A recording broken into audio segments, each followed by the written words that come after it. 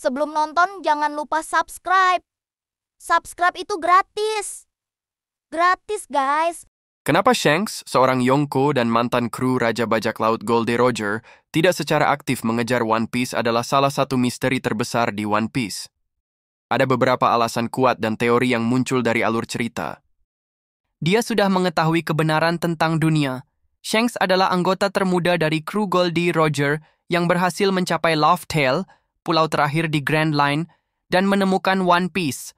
Ini berarti dia sudah mengetahui segala kebenaran tentang sejarah dunia, abad kekosongan, senjata kuno, dan makna One Piece.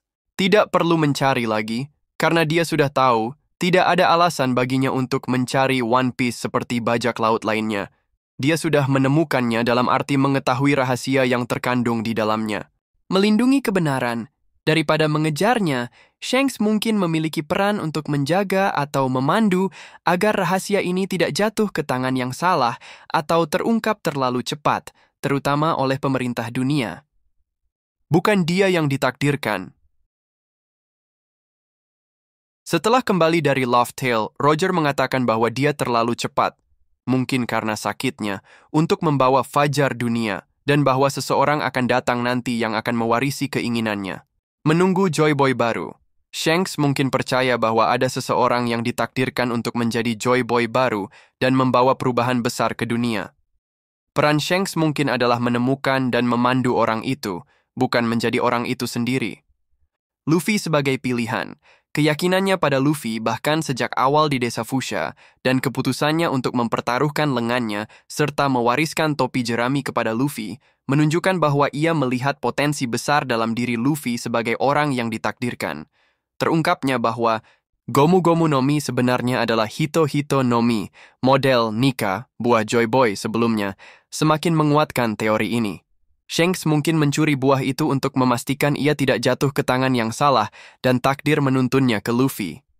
Fokus pada menjaga keseimbangan dunia. Sebagai seorang Yonko, Shanks memiliki peran penting dalam menjaga keseimbangan kekuatan di dunia baru. Dia adalah salah satu dari 4 kaisar yang menguasai wilayah lautan yang luas. Mencegah kekacauan. Jika Shanks secara aktif mengejar One Piece, itu bisa memicu perang besar antara Yonko lainnya, pemerintah dunia, dan angkatan laut yang akan menyebabkan kekacauan global. Shanks mungkin merasa bertanggung jawab untuk menjaga stabilitas sampai waktu yang tepat. Intervensi strategis.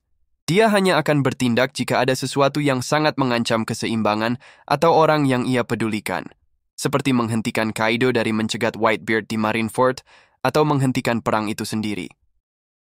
Menikmati kebebasan bajak laut, Shanks mewujudkan idealisme kebebasan seorang bajak laut tanpa harus memegang gelar Raja Bajak Laut. Dia berlayar kemanapun dia mau, bersenang-senang dengan krunya, dan melindungi orang yang ia sayangi. Gelar Raja Bajak Laut mungkin akan membebani kebebasannya. Jadi Shanks tidak mencari One Piece bukan karena dia tidak mampu atau tidak tahu caranya, tetapi karena dia sudah mengetahui isinya, dia percaya ada orang lain yang ditakdirkan untuk menemukannya, dan perannya saat ini adalah menjaga keseimbangan dunia serta membimbing orang yang ditakdirkan itu. Subscribe jika kamu suka konten anime seperti ini. Terima kasih.